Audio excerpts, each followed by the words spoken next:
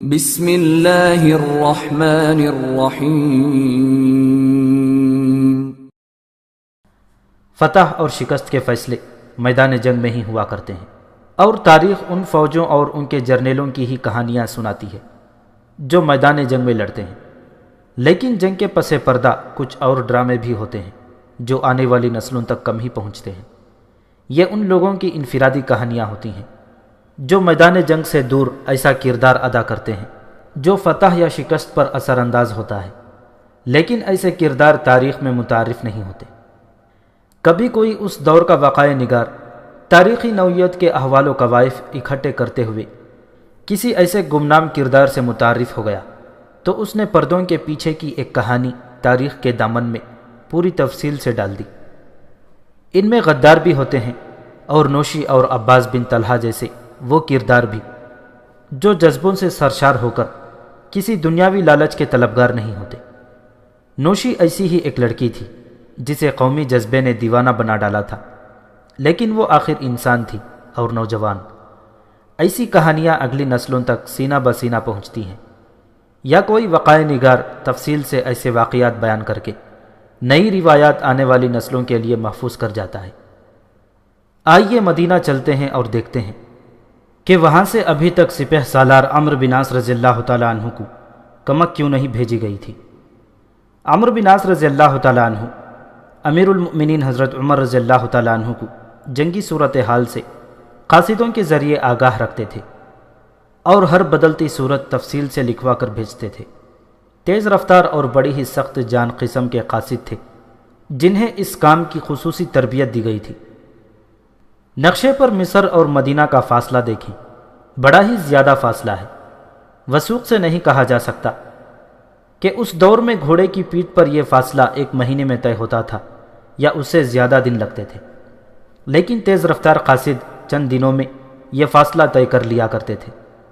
یہ راستہ ان علاقوں میں سے گزرتا تھا جو مجاہدین اسلام نے سلطنت اسلامیہ میں شامل کر لیے تھے۔ قاصد خشکی کے راستے بحر قلزم پر بحر احمر کے کنارے کنارے مدینہ تک آتے جاتے تھے۔ تمام راستے میں چوکیاں بنا دی گئی تھیں جن میں نہایت اعلیٰ نسل کے تازہ دم گھوڑے تیار رکھے جاتے تھے۔ قاصد تھکے ہوئے گھوڑوں کو چوکی پر چھوڑتے اور تازہ دم گھوڑے پر سفر جاری رکھتے تھے۔ کہیں کہیں وہ کھانے پینے اور ذرا سا سستانے کے لیے رک جاتے تھے، لیکن کیا دن اور کیا رات وہ گھوڑے کی پیٹھ پر مسلسل سفر میں رہتے تھے۔ اس طرح پیغام رسانی کا نظام صحیح معنوں میں برق رفتار بنا دیا گیا تھا۔ ہر چند روز کے بعد عمرو بن عاص رضی اللہ تعالیٰ عنہ کا قاصد مدینہ پہنچتا اور تازہ صورتحال کا پیغام امیر المؤمنین تک پہنچاتا تھا۔ تاریخ کے مطابق ہر پیغام میں عمرو بن عاص رضی اللہ تعالیٰ عنہ کمک کے لیے لکھتے تھے، لیکن انہوں نے ایسی بات کبھی نہیں لکھی تھی کہ انہیں کمک نہ ملی تو وہ پیش قدمی روک دیں گے اور یہ جنگی مہم آگے نہیں بڑھ سکے گی۔ ان کا ہر پیغام حوصلہ افزا ہوتا تھا، جیسے انہیں کسی بھی قسم کی مایوسی نہیں۔ اس کا یہ مطلب ہرگز نہیں کہ امیر المؤمنین حضرت عمر رضی اللہ تعالیٰ عنہ اس قسم کے حوصلہ افزا پیغامات کو دیکھ کر کمک کی ضرورت محسوس نہیں کرتے تھے۔ ان کی زیادہ تر توجہ مصر پر ہی مرکوز تھی، کیونکہ عمرو بن عاص رضی اللہ تعالیٰ عنہ بہت ہی تھوڑی نفری لے کر ایسی صورتحال میں مصر چلے گئے تھے کہ امیر المؤمنین کے اہم ترین اور بزرگ مشیر اس مہم جوئی کے خلاف تھے۔ خود حضرت عمر رضی اللہ تعالیٰ عنہ نے بہت ہی سوچ بچار کے بعد عمرو بن عاص رضی اللہ تعالیٰ عنہ کو مصر پر لشکر کشی کی اجازت دی تھی۔ حضرت عمر رضی اللہ تعالیٰ عنہ یقیناً سوچتے ہوں گے کہ مصر میں ناکامی ہوئی تو انہیں مصاحبوں اور مشیروں کے آگے شرمسار ہونا پڑے گا کہ منع کرنے کے باوجود مجاہدین کے لشکر کو یقینی ہلاکت میں ڈال دیا گیا تھا۔ تاریخ کے مطالعے سے پتہ چلتا ہے کہ مصر پر لشکر کشی کے سب سے بڑے مخالف بزرگ صحابی حضرت عثمان بن عفان رضی اللہ تعالیٰ عنہ تھے۔ اس مخالفت میں وہ حضرت عمر رضی اللہ تعالیٰ عنہ سے ناراضگی تک بھی پہنچ گئے تھے، لیکن اب وہی حضرت عمر رضی اللہ تعالیٰ عنہ پر زور دے رہے تھے کہ عمرو بن عاص رضی اللہ تعالیٰ عنہ کو کمک بھیجی جائے۔ پھر کیا وجہ تھی کہ کمک میں تاخیر ہو رہی تھی؟ تاریخ نویسیوں نے اس سوال پر قیاس کے گھوڑے دوڑا دیے ہیں اور لے دے کی ہے۔ اس طرح کچھ وجوہات سامنے آ گئی ہے۔ یہ خاص طور پر پیش نظر رکھیں کہ اس دور کے مشیر اور دیگر سرکردہ افراد جن سے امیر المؤمنین مشورے طلب کیا کرتے تھے، ہمارے آج کے سیاسی لیڈروں جیسے نہیں تھے۔ ان کے ہاں اپنی انا کا کوئی مسئلہ تھا ہی نہیں۔ ان کے پیش نظر دین اور ملت کا سود و زیاں رہتا تھا۔ ایسا نہیں ہوتا تھا کہ معلوم کر لیتے کہ امیر المؤمنین کیا چاہتے ہیں اور پھر ان کی ہاں میں ہاں ملا دیتے۔ ایسا بھی نہیں ہوتا تھا کہ مخالفین اپنی مخالفت کو برحق ثابت کرنے کے لیے اس کام میں بھی ضد کر لیتے جو دین اور سلطنت اسلامیہ کے لیے بہتر ہوتا۔ وہ سب اپنے آپ کو سربراہ مملکت کے آگے نہیں بلکہ اللہ تبارک و تعالیٰ کے آگے جواب دہ سمجھتے تھے۔ پہلے حضرت عثمان بن عفان رضی اللہ تعالیٰ عنہ کمک بھیجنے پر زور دے رہے تھے، پھر دوسرے مخالفین نے بھی کہنا شروع کر دیا کہ سپہ سالار عمرو بن عاص رضی اللہ تعالیٰ عنہ کو یوں تنہا نہ چھوڑا جائے۔ سب جانتے تھے کہ عمرو بن عاص خالد بن ولید کی طرح خطرہ مول لینے والے سپہ سالار ہیں، کہیں ایسا نہ ہو کہ وہ پورے لشکر کو جانوں کے خطرے میں ڈال دیں۔ آخر ایک روز امیر المؤمنین نے فجر کی نماز کے بعد سب کو روک لیا اور کمک کے مسئلے پر بات شروع کی۔ حضرت عمر رضی اللہ تعالیٰ عنہ بڑے ہی اثر انگیز انداز سے اور دلوں کو موہ لینے والے الفاظ میں بات کیا کرتے تھے۔ انہوں نے ایسا نہ کہا کہ آج مخالفین بھی کمک بھیجنے پر زور دے رہے ہیں، انہوں نے صرف اتنا کہا کہ اللہ اچھی نیتوں کا اجر بہت اچھا دیا کرتا ہے۔ پھر انہوں نے کمک کی تاخیر کی وجوہات بیان کی جو مختصر یوں ہیں کہ عراق سے کسرائے ایران کو بے دخل کر دیا گیا تھا، لیکن اس کی حالت اس شیر جیسی تھی جو بری طرح زخمی ہو چکا ہو لیکن ابھی مرا نہیں۔ خطرہ تھا کہ زخمی شیر آخری حملہ ضرور کرے گا۔ اس خطرے کے پیش نظر عراق کے محاذ سے کوئی نفری نکالی نہیں جا سکتی۔ ادھر پورے کا پورا ملک شام سلطنت اسلامیہ میں شامل کر لیا گیا تھا، لیکن تعاون کی وبا مجاہدین کے لشکر کا تقریباً تیسرا حصہ چاٹ گئی تھی اور بہت سے نامور سپہ سالار دنیا سے اڑ گئے تھے۔ اس قدرتی آفت کی پیدا کردہ کمی کو پورا کرنا تھا، اس میں مزید کمی نہیں کی جا سکتی۔ پھر حضرت عمر رضی اللہ تعالیٰ عنہ نے ایک وجہ یہ بتائی کہ انہیں یقین ہے کہ عمرو بن عاص عریش کو فتح کر چکے ہیں اور زیادہ سے زیادہ آگے بڑھے تو فرمان تک جائیں گے اور وہاں کمک کا انتظار کر کے آگے بڑھیں گے۔ حضرت عمر رضی اللہ تعالیٰ عنہ کو پہلے عمرو بن عاص رضی اللہ تعالیٰ عنہ نے یہ پیغام بھیج دیا تھا کہ بدوؤں کا ایک لشکر ان کے ساتھ آ ملا ہے جس نے رسد کا مسئلہ حل کر دیا ہے اور اب یہ لشکر لڑائی میں بھی شامل ہوگا۔ حضرت عمر رضی اللہ تعالیٰ عنہ کو اس پیغام سے تسلی ہو گئی تھی کہ کمک کی ضرورت پوری ہو گئی ہے۔ اس روز انہوں نے اور سب نے خوشی کا اظہار کیا تھا کہ اللہ کی خوشنودی حاصل ہو تو اللہ کس طرح مدد کرتا ہے۔ کسی کو توقع تھی ہی نہیں کہ غیر مسلم بدوؤں کی اتنی زیادہ نفری مجاہدین سے آ ملے گی اور رسد اور کچھ اور ضروریات پوری ہو جائیں گی۔ پھر فرما کی فتح کی اطلاع بھی آ گئی۔ امیر المؤمنین نے کہا کہ اسی کمک سے اتنا بڑا شہر فتح کر لیا گیا ہے اور اب عمرو بن عاص رضی اللہ تعالیٰ عنہ مدینہ کی کمک کے بغیر آگے نہیں بڑھیں گے۔ مسجد میں جو حضرات موجود تھے ان میں سے بعض نے کچھ مشورے دیے اور اس مسئلے پر کچھ باتیں ہوئی۔ آخر سب مطمئن ہو گئے۔ چندی دن گزرے تھے کہ فرمان سے عمرو بن عاص کا ایک اور پیغام آ گیا۔ پچھلے پیغام میں انہوں نے صرف فتح کی اطلاع دی تھی، اب انہوں نے تفصیلات لکھ کر بھیجی تھیں جن میں یہ بتایا کہ اپنا کتنا جانی نقصان ہوا ہے اور بدو کتنے مارے گئے ہیں۔ ان تفصیلات میں ایسے شدید زخمیوں کا بھی ذکر تھا جو ہمیشہ کے لیے یا کچھ عرصے کے لیے لڑائی کے قابل نہیں رہے تھے۔ فرما کی فتح نے جانوں کی قربانی خاصی زیادہ لی تھی۔ بدو اس لیے زیادہ مارے گئے تھے کہ انہیں کسی منظم لشکر کے ساتھ رہ کر لڑنے کا تجربہ نہیں تھا۔ عمرو بن عاص رضی اللہ تعالیٰ عنہ نے لکھا کہ اللہ کی طرف سے انہیں کمک مل گئی تھی، لیکن اب اپنے لشکر اور بدوؤں کی اس کمک کی تعداد اتنی سی رہ گئی ہے کہ کمک کی شدید ضرورت ہے۔ عمرو بن عاص رضی اللہ تعالیٰ عنہ نے یہ بھی لکھا کہ وہ اگلی صبح بلبیس کی طرف کوچ کر رہے ہیں۔ اس اطلاع نے امیر المؤمنین کو پریشان کر دیا۔ انہیں اچھی طرح معلوم تھا کہ اتنے تھوڑے لشکر کے ساتھ بلبیس کو محاصرے میں لینا کس قدر بڑا خطرہ ہے۔ عمرو بن عاص رضی اللہ تعالیٰ عنہ نے اتنی جلدی پیش قدمی کے فیصلے کا جواز بھی لکھا تھا۔ ہم یہ جواز پہلے بیان کر چکے ہیں، یعنی رومیوں کو سنبھلنے اور سوچنے کا موقع نہ دیا جائے اور انہیں یہ تاثر بھی نہ ملے کہ مسلمان کمزور ہو گئے ہیں۔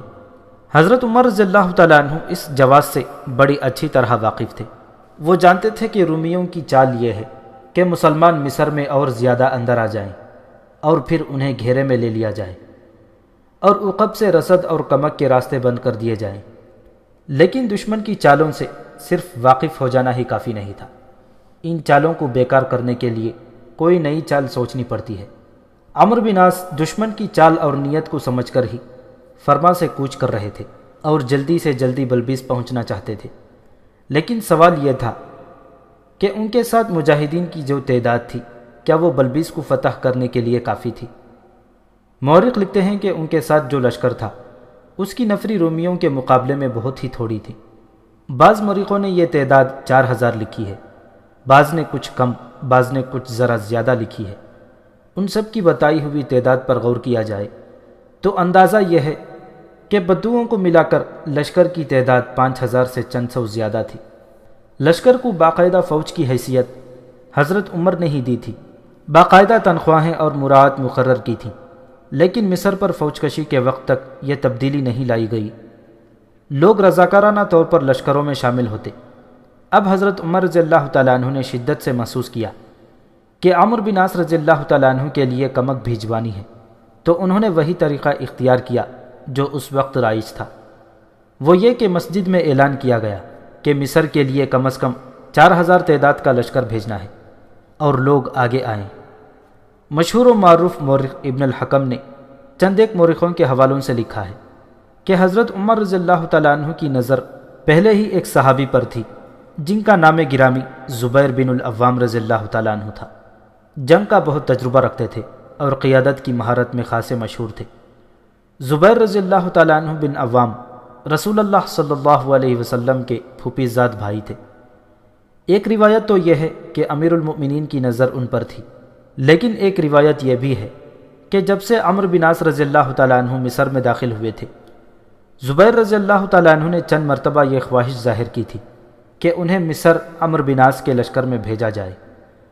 تاریخ میں یہ ذکر نہیں ملتا کہ انہیں کیوں نہ بھیجا گیا۔ قرینہ قیاس یہ ہے کہ امیر المؤمنین حضرت عمر رضی اللہ تعالیٰ عنہ نے انہیں ریزرو میں رکھا ہوگا کہ جہاں صورتحال بہت ہی مخدوش ہو جائے زبیر کو وہاں بھیجا جائے۔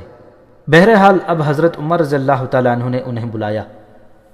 ابو عبداللہ امیر المؤمنین نے زبیر رضی اللہ تعالیٰ عنہ کو ان کے دوسرے نام سے مخاطب ہو کر پوچھا، کیا تم مصر کی امارت کا خواہش مند ہے؟ نہیں امیر المؤمنین، زبیر بن العوام نے جواب دیا، مجھے امارت کی ضرورت ہے نہ خواہش۔ اگر آپ مجھے کسی محاذ پر بھیجنا چاہتے ہیں تو میں جہاد اور مجاہدین کی اعانت کے لیے جاؤں گا، دل میں کوئی لالچ لے کر نہیں۔ میں جانتا ہوں کہ آپ مجھے مصر بھیجنا چاہتے ہیں، میں سن چکا ہوں کہ مصر کے لیے کمک تیار ہو رہی ہے۔ میں جاؤں گا اور جب دیکھوں گا کہ عمرو بن عاص نے مصر فتح کر لیا ہے تو اس کے کسی کام میں دخل نہیں دوں گا اور اسے امارت کے رتبے پر دیکھ کر روحانی مسرت کا اظہار کروں گا۔ اس وقت کے عربی معاشرے میں زبیر بن عوام کو جو حیثیت حاصل تھی اس کا مختصر سا ذکر ہو جائے تو بے محل نہ ہوگا۔ رسول اللہ صلی اللہ علیہ وسلم کا پھوپھی زاد بھائی اور صحابی ہونا ہی ان کی عظمت کی بہت بڑی دلیل تھی، لیکن انہیں اس سے زیادہ عظمت عطا ہوئی تھی۔ انہوں نے 16 سال کی عمر میں اسلام قبول کیا تھا، حبشہ کی دونوں ہجرتوں میں شامل تھے، اور جب مکہ سے مدینہ کو ہجرت ہوئی تو اس میں بھی رسول اللہ صلی اللہ علیہ وسلم کے ساتھ تھے۔ یہ شرف زبیر رضی اللہ تعالیٰ عنہ کو ہی حاصل تھا کہ تمام غزوات میں رسول اللہ صلی اللہ علیہ وسلم کے ساتھ رہے اور ہر بار جان کی بازی لگا کر لڑے۔ جنگ خندق میں ضرورت محسوس ہوئی کہ عیسائیوں کے 2 قبیلوں کے متعلق معلوم کیا جائے کہ وہ اہل قریش کا ساتھ دے رہے ہیں یا نہیں، اور اگر ان کا ساتھ دے رہے ہیں تو ان کی کتنی نفری ہے اور کب کمک کے طور پر آ رہی ہے۔ یہ بڑا ہی خطرناک کام تھا جس کے لیے زبیر رضی اللہ تعالیٰ عنہ بن عوام نے اپنے آپ کو پیش کیا اور دشمن کے اندر جا کر صحیح خبر لے آئے۔ پھر ایک اور موقع پر بھی رسول اکرم صلی اللہ علیہ وسلم نے جاسوسی کی ضرورت محسوس کی تو آپ کو رضاکار ڈھونڈنے پڑے۔ یہ بھی بڑا ہی پرخطر کام تھا۔ اس کے لیے بھی زبیر بن عوام نے اپنے آپ کو پیش کیا اور اپنی جان خطرے میں ڈال کر دشمن کی بستیوں میں گئے اور صحیح خبر لے آئے۔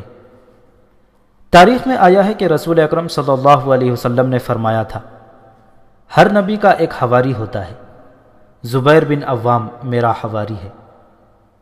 اس سے زیادہ عظیم اور مقدس خراج تحسین اور کیا ہو سکتا ہے؟ فتح مکہ کے دن مجاہدین کے لشکر میں 3 علم تھے، جن میں سے ایک زبیر بن عوام کے ہاتھ میں تھا۔ مورخ لکھتے ہیں کہ خلیفہ اول حضرت ابوبکر صدیق رضی اللہ تعالیٰ عنہ اور امیر المؤمنین حضرت عمر بن خطاب رضی اللہ تعالیٰ عنہ بھی زبیر بن عوام رضی اللہ تعالیٰ عنہ سے خصوصی عقیدت اور محبت رکھتے تھے۔ ان میں کچھ ایسے اوصاف تھے کہ کوئی ایک بار ان سے متعارف ہو جاتا تو ان کا گرویدہ ہو جاتا تھا، اور جس لشکر کی قیادت انہیں دی جاتی وہ لشکر ان کے اشاروں پر جانے قربان کرتا تھا۔ حضرت عمر نے زبیر بن عوام کے سپرد یہ کام کیا کہ وہ مصر کے لیے کمک تیار کریں۔ زبیر رضی اللہ تعالیٰ عنہ پہلے ہی بے تاب تھے کہ انہیں جہاد کی کوئی ذمہ داری سونپی جائے۔ انہوں نے اسی روز اس کام کی ابتدا کر دی۔ یہ کام 1 یا 2 دنوں میں ہونے والا نہیں تھا۔ زبیر نے دن رات ایک کر دیا اور لوگوں کو اکٹھا کرنے لگے۔ یہ بتانا ممکن نہیں کہ انہوں نے کمک کتنے دنوں میں اکٹھی کر لی، البتہ یہ بالکل واضح ہے کہ جو کمک انہوں نے تیار کی اس کی تعداد 4000 تھی۔ یہ کمک حضرت عمر رضی اللہ تعالیٰ عنہ کو پیش کی گئی۔ حضرت عمر نے اس 4000 نفری کے ایک ایک مجاہد کو دیکھا اور پھر اسے 4 حصوں میں تقسیم کیا۔ پھر ہر حصے کا الگ سالار مقرر کیا۔ ہر سالار کے ماتحت 1000 مجاہدین تھے۔ ان میں ایک تھے زبیر بن عوام، دوسرے عبادہ بن صامت، تیسرے تھے مقداد بن اسود سلمی، اور چوتھے تھے خارجہ بن حذافہ رضی اللہ تعالی عنہم اجمعین۔ ان چاروں کی سپہ سالاری کی ذمہ داری زبیر بن عوام کو دی گئی۔ کمک کی تعداد کے متعلق تاریخ میں ایک غلط فہمی پائی جاتی ہے۔ بعض مورخوں نے لکھا ہے کہ کمک کی تعداد 12000 تھی۔ مستند اور محتاط تاریخ لکھنے والے مورخوں نے، جن میں بٹلر بھی شامل ہے، صحیح بات لکھی ہے اور بتایا ہے کہ یہ غلط فہمی کیوں کر پیدا ہوئی۔ یہ غلط فہمی امیر المؤمنین حضرت عمر رضی اللہ تعالیٰ عنہ کے الفاظ سے پیدا ہوئی ہے۔ انہوں نے اس کمک کے ساتھ جو تحریری پیغام عمرو بن عاص رضی اللہ تعالیٰ عنہ کو بھیجا تھا، اس کے الفاظ یہ تھے: میں تمہارے لیے 4000 مجاہدین بھیج رہا ہوں۔ 1000 مجاہدین پر 1 سالار مقرر کر دیا ہے۔ یہ سالار جنگ لڑنے اور لڑانے کی اتنی مہارت اور اتنا جذبہ رکھتے ہیں کہ یوں سمجھو کہ 1 سالار 1000 مجاہدین کے برابر ہے۔ تم یوں سمجھ لو کہ میں تمہیں 12000 سرفروش مجاہدین بھیج رہا ہوں، اور مجھے پوری امید ہے کہ 12000 جانباز دشمن سے مغلوب نہیں ہو سکتے، دشمن کی تعداد کتنی ہی زیادہ کیوں نہ ہو۔ اس تحریر سے کچھ تاریخ نویس یہ سمجھ بیٹھے کہ کمک کی تعداد 12000 تھی، صحیح تعداد 4000 تھی۔ صحیح طور پر نہیں لکھا جا سکتا کہ یہ کمک کتنے دنوں بعد عمرو بن عاص رضی اللہ تعالیٰ عنہ تک پہنچی۔ وہ تو تیز رفتار قاصد تھے جو حیران کن رفتار سے اتنا زیادہ فاصلہ 4-5 دنوں میں طے کر لیا کرتے تھے۔ یہ پورا لشکر تھا جو اتنی تیز رفتاری سے سفر نہیں کر سکتا تھا۔ جب یہ کمک نماز فجر کے بعد مدینہ سے روانہ ہوئی، امیر المؤمنین حضرت عثمان بن عفان رضی اللہ تعالیٰ عنہ، حضرت علی اور تقریباً تمام بزرگ صحابہ اکرام اس کمک کے ساتھ مدینہ سے دور تک گئے اور پھر ایک جگہ رک کر مجاہدین کو الوداع کہی۔ سب نے دعا کے لیے ہاتھ اٹھائے۔ مدینہ کی مندروں پر عورتیں دامن پھیلائے کھڑی مجاہدین کے لیے دعائیں کر رہی تھیں۔ آخر ایک روز سپہ سالار عمرو بن عاص رضی اللہ تعالیٰ عنہ نے کمک کا انتظار کیے بغیر لشکر کو بلبیس کی طرف پیش قدمی کا حکم دے دیا۔ کوچ فجر کی نماز کے بعد ہوا اور یہ فروری 640 عیسوی کا پہلا ہفتہ تھا۔ ایک روز پہلے عمرو بن عاص رضی اللہ تعالیٰ عنہ نے ایک پیغام مدینہ امیر المؤمنین کی طرف بھیج دیا، جس میں انہوں نے ایک تو بلبیس کی طرف پیش قدمی کی اطلاع لکھی اور دیگر امور کے علاوہ یہ بھی لکھا کہ اب کمک کی ضرورت پہلے سے زیادہ ہو گئی ہے۔ ہم اس پیغام کا پہلے ذکر کر چکے ہیں۔ عمرو بن عاص رضی اللہ تعالیٰ عنہ نے ایک روز پہلے لشکر سے خطاب کیا تھا۔ اس سے پہلے بھی ایک بار انہوں نے لشکر سے خطاب کیا اور بتایا تھا کہ اسلام اور سلطنت اسلامیہ کے لیے مصر کتنا اہم ہے۔ مصر کو انہوں نے پیغمبروں کی سرزمین کہا تھا۔ انہوں نے یہ بھی کہا تھا کہ جس راستے پر وہ مصر فتح کرنے جا رہے ہیں یہ پیغمبروں کا راستہ ہے۔ اس راستے پر حضرت ابراہیم علیہ السلام اور پھر حضرت اسماعیل علیہ السلام جا چکے ہیں۔ اس راستے سے حضرت عیسیٰ علیہ السلام اور حضرت موسیٰ علیہ السلام بھی گئے تھے۔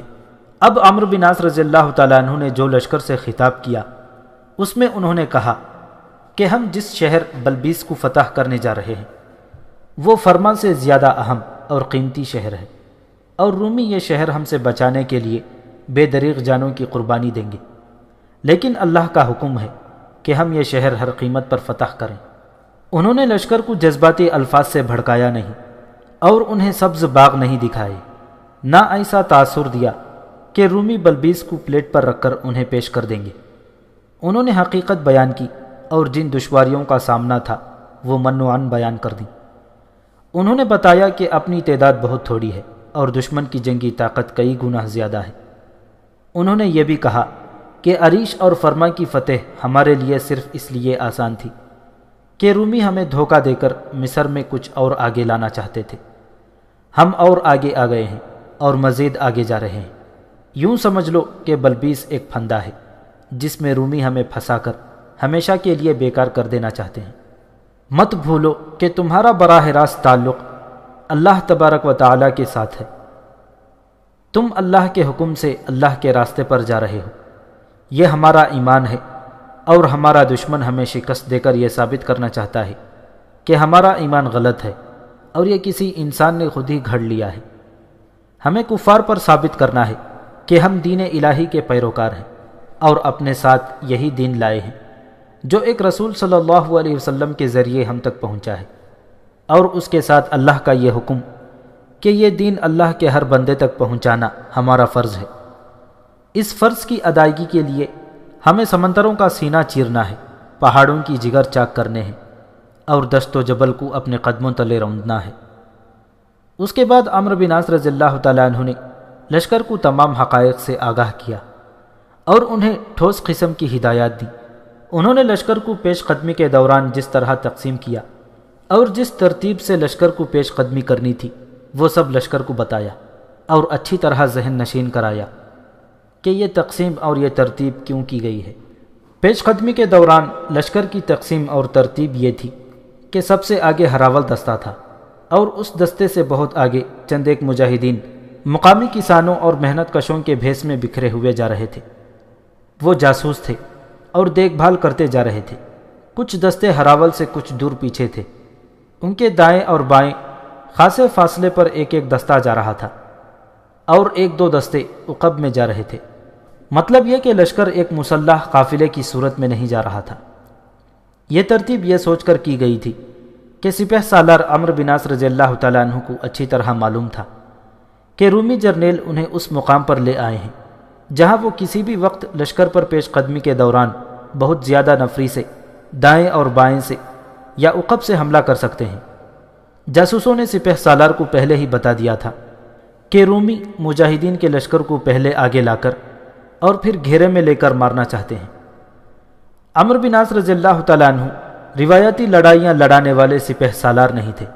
وہ دشمن کی شاطرانہ چالوں کو سمجھتے تھے اور ایسی ہی چالیں چلنے کی مہارت رکھتے تھے۔ دشمن کی نیت کو اور ان چالوں کا توڑ کرنے کو جو ابھی دشمن کے ذہن میں ہوتی تھی، عمرو بن عاص رضی اللہ تعالیٰ عنہ نے جاسوسی کا اتنا کاریگر نظام قائم کر دیا تھا کہ ان کے جاسوس تو جیسے دشمن کے پیٹ میں اتر کر خبر لے آتے تھے۔ یہ مسافت بڑی طویل تھی اور دشوار گزار بھی۔ دشوار گزار اس لیے کہ اس علاقے میں آ کر دریائے نیل کئی ایک شاخوں میں تقسیم ہو جاتا تھا۔ بعض نہریں تو زیادہ چوڑی نہیں تھیں اور یہ عام نہروں جیسی ہی تھیں، لیکن بعض شاخیں دریاؤں جیسی تھیں۔ پانی کی افراد کی وجہ سے علاقے میں دلدل تھی اور درختوں کی بہتات تھی، اور کچھ علاقہ پہاڑی اور غیر ہموار بھی تھا۔ نیل کی ان شاخوں کو عبور کرنا بھی ایک مسئلہ تھا۔ سب سے بڑا اور خطرناک مسئلہ تو یہ تھا کہ رومی فوج اسی علاقے میں انہیں گھیرے میں لے سکتی تھی۔ تاریخ کے مطابق راستے میں ایک بڑا ہی قدیم قصبہ آیا جس کا نام مجدل ہوا کرتا تھا۔ اس قصبے میں جا کر دیکھا، رومی فوج کا کوئی ایک سپاہی بھی نظر نہ آیا۔ عمرو بن عاص رضی اللہ تعالیٰ عنہ نے اس قصبے کے قریب پڑاؤ کیا اور قصبے کے سرکردہ افراد کو بلا کر پوری تفتیش کی کہ یہاں کبھی رومی فوج کی کچھ نفری رہی ہے یا نہیں، اور رومیوں نے شہر کے لوگوں کو کوئی فوجی اور جنگی نوعیت کی بات بتائی ہے یا نہیں۔ معلوم ہوا کہ اس قصبے میں کبھی فوج نہیں آئی اور کبھی انہیں فوج کی طرف سے کوئی ہدایت یا کوئی حکم دیا بھی نہیں گیا۔ ان سرکردہ افراد نے عمرو بن عاص رضی اللہ تعالیٰ عنہ کو یقین دلا دیا کہ وہ رومی فوج کے ساتھ تعاون سے انکار کی جرت تو نہیں کر سکتے، لیکن تعاون سے گریز ضرور کر سکتے ہیں۔ عمرو بن عاص رضی اللہ تعالیٰ عنہ نے انہیں کہا کہ قصبے کا کوئی آدمی قصبے سے باہر نہ جائے، اور کوئی آدمی بلبیس کی طرف جاتا نظر آیا تو دور سے اسے تیر کا نشانہ بنا لیا جائے۔ عمرو بن عاص رضی اللہ تعالیٰ عنہ کا مطلب یہ تھا کہ رومیوں کو قبل از وقت اطلاع نہ پہنچ سکے کہ اسلامی لشکر آ رہا ہے اور اس کا رخ کس طرف ہے۔ عمرو بن عاص نے ان سرکردہ افراد سے یہ بھی کہا کہ لوگوں کو یقین دلا دیں کہ اب اس شہر کو اور اپنے آپ کو مسلمانوں کی عملداری میں سمجھیں، اور انہیں بتائیں کہ ان کی جان و مال اور عزت و آبرو کی حفاظت کی پوری ذمہ داری مسلمانوں کے ہاتھ میں ہے، اور اس لشکر کا کوئی ایک بھی فرد کسی گھر میں داخل نہیں ہوگا۔ تاریخ میں عمرو بن عاص رضی اللہ تعالیٰ عنہ کے لشکر کی اس پیش قدمی کا پورا راستہ بتایا گیا ہے، جو دیکھو تو احساس ہوتا ہے کہ وہ مجاہدین صحیح معنوں میں اللہ کے سرفروش تھے۔ وہ تو اتنی تھوڑی تعداد میں بڑے ہی طاقتور دشمن کے گھر میں داخل ہو چکے تھے۔ انہوں نے اپنے ساتھیوں کو دشمن کی تلواروں سے کٹتے دیکھا تھا، لیکن ان میں کوئی ایک بھی ایسا نہیں تھا جس کے چہرے پر گھبراہٹ یا خوف کا ذرا سا بھی تاثر ہو۔ مجدل سے بہت دور جا کر ایک اور بستی آئی جس کا نام قنطرہ تھا۔ ہراول سے بہت آگے آنے والے جاسوس بہت پہلے اس بستی تک پہنچ گئے، اور ان میں سے ایک واپس آیا اور ہراول دستے کو بتایا کہ اس شہر جیسی بستی میں رومی فوج کی کچھ تعداد موجود ہے جو اتنی تھوڑی نہیں کہ بھاگ جائے گی۔ ہراول دستے کے سالار نے سپہ سالار کو اطلاع بھجوا دی اور خود اپنے دستے کو ساتھ لے کر بستی کو گھیرے میں لینے کے لیے چلا گیا۔ عمرو بن عاص رضی اللہ تعالیٰ عنہ کو اطلاع پہنچی تو انہوں نے درمیان والے دستے میں سے ایک دستہ آگے بھیج دیا۔ یہ کوئی قلعہ بند شہر نہیں تھا۔ رومی فوجی شہر سے باہر آ گئے، مجاہدین ان پر حملہ آور ہوئے اور رومی فوجی کچھ تو کٹ مرے اور باقی بستی کے اندر چلے گئے۔ مجاہدین نے انہیں ڈھونڈ نکالا اور سب کو ختم کر دیا۔ تاریخ میں اسے معمولی سی مزاحمت لکھا گیا ہے، لیکن ہم اسے معمولی مزاحمت نہیں کہیں گے، کیونکہ عمرو بن عاص رضی اللہ تعالیٰ عنہ نے کمک کے بغیر وہاں تک جا کر بہت بڑا خطرہ مول لیا تھا۔ لشکر کی تعداد بہت ہی تھوڑی تھی، اور یوں سمجھ لیں کہ ایک شیر کے جبڑوں میں چلے گئے تھے۔ بزرگ صحابہ اکرام اسی لیے امیر المؤمنین سے کہتے تھے کہ عمرو بن عاص کو مصر پر لشکر کشی کی اجازت نہ دی جائے، کیونکہ یہ یقینی ہلاکت کا خطرہ بھی مول لے لیا کرتے ہیں۔ عمرو بن عاص اس مقام تک پہنچ گئے تھے، بلکہ آگے نکل گئے تھے جہاں سے واپسی ممکن ہی نہ تھی۔ اس میں کوئی شک نہیں کہ وہ ایسے سپہ سالار تھے جو خطرے تو مول لے لیا کرتے تھے، لیکن ہر پہلو پر غور کر لیتے اور ایک خطرے کے اندر چھپے ہوئے خطروں کو بھانپ کر اور ناپ تول لیا کرتے تھے۔ اب جو بلبیس کی طرف جا رہے تھے تو ان کی نظر صرف بلبیس یا ان کے ذہن میں بلبیس کا محاصرہ ہی نہیں تھا، بلکہ انہوں نے اور بھی بہت کچھ سوچ لیا تھا، جو اپنے ماتحت سالاروں کو کچھ پہلے بتا دیا تھا اور باقی اب بتایا۔ آگے کے بجائے اپنی نظریں پیچھے زیادہ رکھنا۔ عمرو بن عاص رضی اللہ تعالیٰ عنہ نے بلبیس کی طرف پیش قدمی کرنے سے پہلے اپنے سالاروں سے کہا تھا، رومی اتنے بھی کم عقل نہیں کہ ایک شہر میں محصور ہو کر ہی لڑتے رہیں گے، وہ عقب سے یقیناً حملہ کریں گے۔ مجھے صاف نظر آ رہا ہے کہ بلبیس کے اندر کی فوج ہمارا مقابلہ اس طرح نہیں کرے گی جس طرح فرما میں کیا تھا۔ ایسی ہی کچھ ہدایات دے کر عمرو بن عاص نے پیش قدمی کا حکم دے دیا اور اسی شام بلبیس تک جا پہنچے اور رات ہی رات شہر کو محاصرے میں لے لیا۔ عمرو بن عاص رضی اللہ تعالیٰ عنہ جب شہر کے ارد گرد محاصرے کو دیکھ رہے تھے تو وہ ہر سالار، عہدیدار اور ہر کمانڈر سے یہ کہتے گئے کہ یہ مت بھولنا کہ اب تمہارا مقابلہ روم کے بڑے ہی چالاک اور شاطر جرنیل اطربون سے ہے۔ عمرو بن عاص رضی اللہ تعالیٰ عنہ کو جاسوسوں نے پہلے ہی بتا دیا تھا کہ اطربون بلبیس میں موجود نہیں۔ وہاں 2 جرنیل تھے، جن میں ایک نوشی کا باپ تھا جو فرما سے شکست کھا کر بھاگا تھا۔ عمرو بن عاص رضی اللہ تعالیٰ عنہ نے اپنے سالاروں کو بتا دیا تھا اور کہا تھا کہ اب اور زیادہ چوکنے رہیں۔ اس وقت مصر کا فرما نروا، مقوقس اور اطربون کسی اور مقام پر تھے جس کا تاریخ میں نام نہیں آیا۔ یورپی مورخ ایلفرڈ بٹلر لکھتا ہے کہ جب مقوقس اور اطربون کو اطلاع ملی کہ مسلمانوں نے بلبیس کا محاصرہ کر لیا ہے تو دونوں چونک اٹھے اور ایک دوسرے کے منہ کی طرف دیکھنے لگے۔ اس وقت اتفاق سے وہ اکٹھے بیٹھے اسی پلان پر باتیں کر رہے تھے جو انہوں نے مسلمانوں کو گھیر کر مارنے کے لیے تیار کیا تھا۔ یہ ایک تاریخی حقیقت ہے کہ دونوں کو توقع ہی نہیں تھی کہ مسلمان اتنی تیزی سے ایسا دشوار گزار اور لمبا راستہ طے کر لیں گے۔ ہم ابھی تیار نہیں، مقوقس نے کہا۔ ہمیں کوئی ایسی چال چلنی پڑے گی کہ وقت حاصل کریں اور مسلمانوں کو بلبیس کے باہر ہی الجھائے رکھیں۔ ہم بالکل تیار ہیں، اطربون نے کہا۔ ہم اب یہ خطرہ مول نہیں لے سکتے کہ مسلمان بلبیس پر بھی قابض ہو جائیں۔ میں اب انہیں مزید مہلت دینے کے حق میں نہیں۔ عریش اور فرما کے بعد میں انہیں بلبیس کسی قیمت پر لینے نہیں دوں گا، مقوقس نے کہا۔ لیکن ٹھنڈے دماغ سے سوچو تو اسی نتیجے پر پہنچو گے کہ ہمیں کچھ وقت حاصل کرنا پڑے گا۔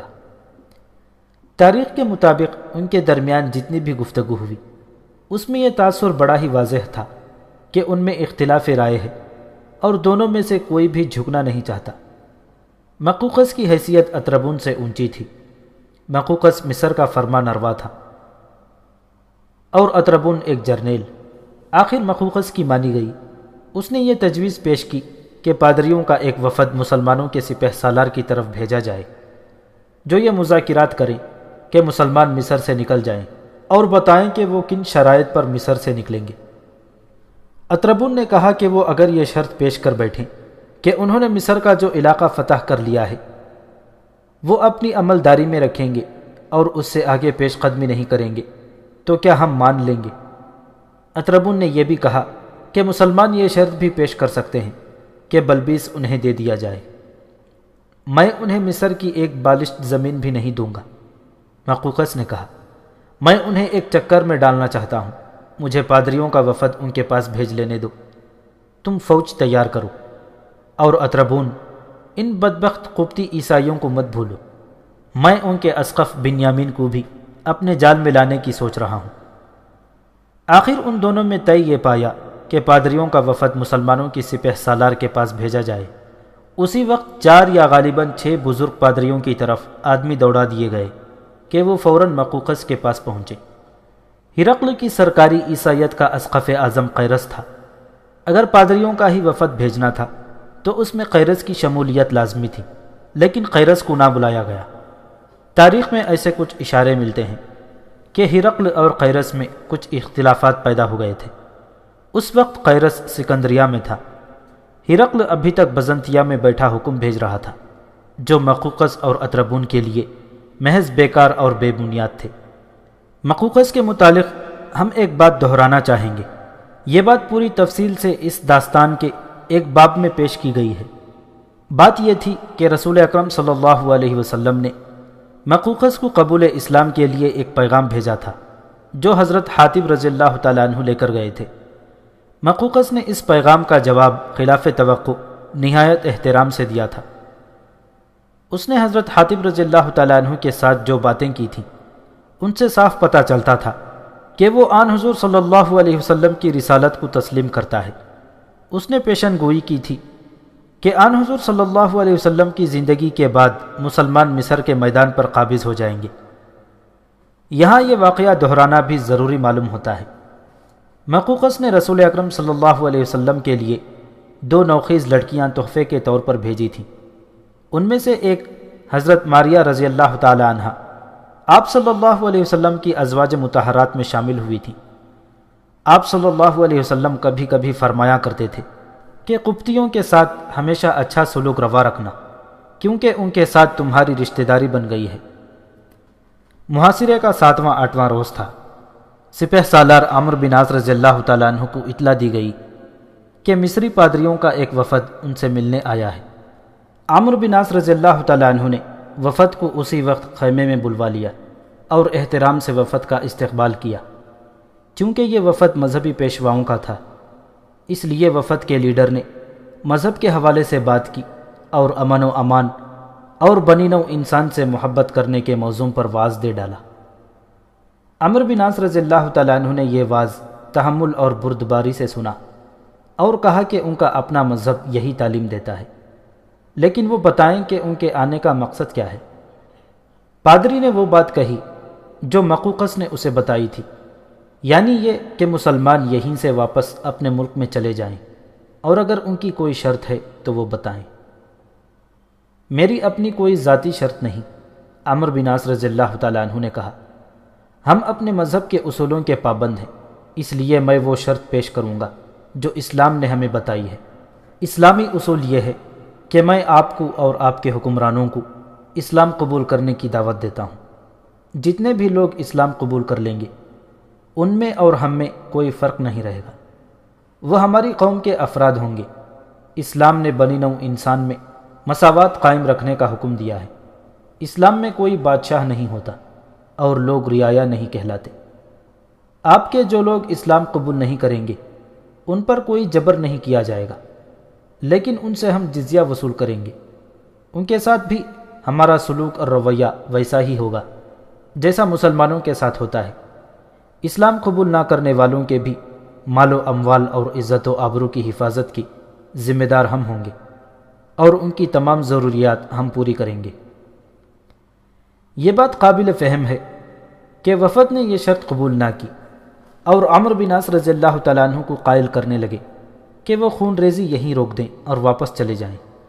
مقوقس کے کہنے کے مطابق پادریوں نے کچھ زر و جواہرات کی پیشکش بھی کی، لیکن عمرو بن عاص رضی اللہ تعالیٰ عنہ نے کہا کہ اسلام کے جذبہ جہاد میں ہوس سے ملک گیری نہیں ہوتی، نہ شاہی خزانوں کے ہاتھ آنے کے خواب دیکھے جاتے ہیں۔ عمرو بن عاص رضی اللہ تعالیٰ عنہ جانتے تھے کہ یہ مذاکرات کامیاب نہیں ہو سکتے، کیونکہ کسی بھی قیمت پر وہ مقوقس کی یہ شرط مان نہیں سکتے کہ مسلمان مصر سے چلے جائیں۔ عمرو بن عاص رضی اللہ تعالیٰ عنہ نے ازراہ مذاق پادریوں کے وفد سے کہا کہ ان کی مصریوں کے ساتھ رشتہ داری بھی ہے، اس لیے مصر پر عربوں کا خاصا حق ہے۔ پادری سمجھ گئے کہ اس مسلمان سپہ سالار کا اشارہ کس طرف ہے۔ اشارہ یہ تھا کہ حضرت ابراہیم علیہ السلام مصر گئے تھے تو مصر کے بادشاہ نے انہیں ایک لڑکی پیش کی تھی۔ ابراہیم علیہ السلام نے لڑکی کے ساتھ شادی کر لی اور ان کا نام ہاجرہ رکھا تھا۔ ہاجرہ کے بطن سے حضرت اسماعیل علیہ السلام پیدا ہوئے۔ پھر اس رشتے کا اشارہ رسول اکرم صلی اللہ علیہ وسلم کی طرف بھی تھا۔ ذکر ہو چکا ہے کہ مقوقس نے آپ صلی اللہ علیہ وسلم کو 2 لڑکیوں کا تحفہ بھیجا تھا، جن میں سے ایک آپ صلی اللہ علیہ وسلم کی زوجہ بنی۔ ہم یہ رشتہ داری نہیں بھول سکتے، وفد کے بڑے پادری نے مسکراتے ہوئے کہا، لیکن اس قسم کی رشتہ داری کو صرف کوئی پیغمبر ہی زندہ کر سکتا ہے۔ کیا ہم ایک دوسرے کا وقت ضائع نہیں کر رہے؟ عمرو بن عاص رضی اللہ تعالیٰ عنہ نے کہا، ہماری بات چیت یہاں پر ختم ہوتی ہے کہ ہم کسی بھی شرط پر مصر سے واپس نہیں جائیں گے۔ مسلمان جانے کے لیے نہیں آئے، ایک پیغام لائے ہیں جو انہیں قبول ہے تو ٹھیک ہے، ورنہ اس کا فیصلہ میدان جنگ میں ہوگا۔ عمرو بن عاص نے اس سے آگے کوئی اور بات سننے یا کہنے سے انکار کر دیا۔ مقوقس نے اس وفد سے کہا کہ وہ کچھ وقت حاصل کرنا چاہتا ہے تاکہ پوری فوج کو تیار کر کے مسلمانوں کو گھیرا جائے۔ ہمیں کچھ وقت دیں، وفد کے لیڈر نے کہا۔ میں فرما نروائے مصر کے ساتھ بات کر لوں اور پھر آپ کو جواب دینے آؤں گا۔ یہ بھی سوچ لینا، عمرو بن عاص نے کہا، مجھے دھوکہ نہیں دے سکو گے۔ میں صرف 3 دن کی مہلت دیتا ہوں۔ مجھے اسلام کی شرط کے مطابق جواب نہ ملا تو وہ خون ریزی ہوگی جسے آپ روکنا چاہتے ہیں۔ تاریخ میں آیا ہے کہ اس گفت و شنید کے بعد پادریوں نے مہلت میں اضافے کی درخواست کی۔ وہ زیادہ دنوں کی مہلت چاہتے تھے، لیکن عمرو بن عاص رضی اللہ تعالیٰ عنہ نے 3 کے بجائے مہلت 5 دن کر دی۔ پادری پھر آنے کا وعدہ کر کے چلے گئے۔ پادریوں کا وفد واپس مقوقس سے جا کر ملا اور اسے بتایا کہ مسلمانوں کی سپہ سالار کے ساتھ کیا مذاکرات ہوئے ہیں۔ مقوقس نے بہت زیادہ دنوں کی مہلت کی توقع رکھی تھی، لیکن پادریوں نے اسے بتایا کہ سپہ سالار 5 دنوں سے زیادہ مہلت دینے پر راضی نہیں ہوئے، تو مقوقس گہری سوچ میں کھو گیا۔ میرے لیے 5 دن بہت ہیں، اطربن نے بڑی جوشیلی آواز میں کہا۔ میں ان 5 دنوں میں اچھی خاصی فوج تیار کر لوں گا اور مسلمانوں پر حملہ کروں گا۔ میں ضمانت دیتا ہوں کہ کہ مسلمانوں کو پسپا کر کے ہی دم لوں گا۔ بلبیس کے محصور لوگوں کے متعلق ایک اطلاع مقوقس کو پہنچی، وہ یہ تھی کہ اندر لوگ بہت پریشان ہیں، ان کے حوصلے ٹوٹ چکے ہیں، اور وہ کہتے ہیں کہ مسلمانوں کے ساتھ صلح سمجھوتا کر لیا جائے۔ بلبیس میں وہ لوگ بھی تھے جو عریش اور فرمان سے بھاگ کر یہاں پہنچے تھے۔ انہوں نے دیکھا تھا کہ مسلمانوں نے ان کی فوج کو کس طرح کاٹا اور بھگایا تھا۔ ایک طرف تو ان لوگوں پر مسلمانوں کی دہشت طاری تھی، اور اس کے ساتھ ہی عریش اور فرمان سے آئے ہوئے لوگ بلبیس کے لوگوں کو بتاتے تھے کہ اپنی فوج کو لڑنے نہ دیں، اور اگر فوج لڑتی ہے تو اس کے ساتھ تعاون نہ کریں۔ وہ اس کی یہ وجہ بتاتے تھے کہ مسلمان شہریوں کے لیے ذرا سی بھی پریشانی پیدا نہیں کرتے، بلکہ ان کے جان و مال اور عزت و آبرو کی حفاظت کرتے ہیں۔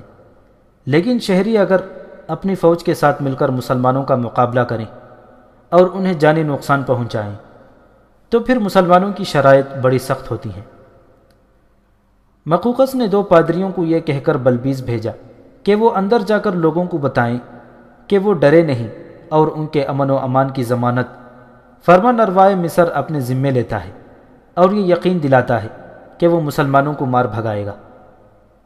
پادری گئے اور سپہ سالار عمرو بن عاص رضی اللہ تعالیٰ عنہ سے ملے اور شہر کے اندر جانے کی اجازت چاہی۔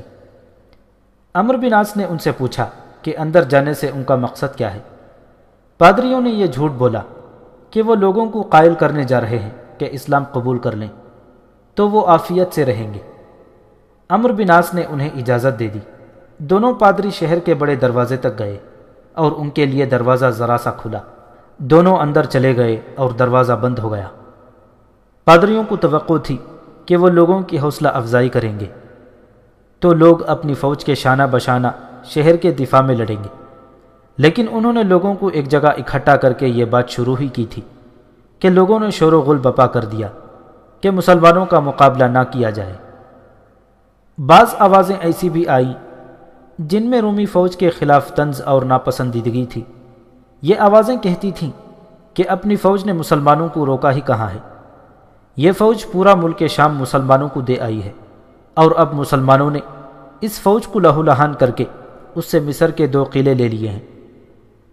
پادریوں نے لوگوں کو یہ ذہن نشین کرانے کی بہت کوشش کی کہ یہ تو ہو ہی نہیں سکتا کہ کوئی شہر چھوٹا یا بڑا بغیر لڑے دشمن کے حوالے کر دیا جائے۔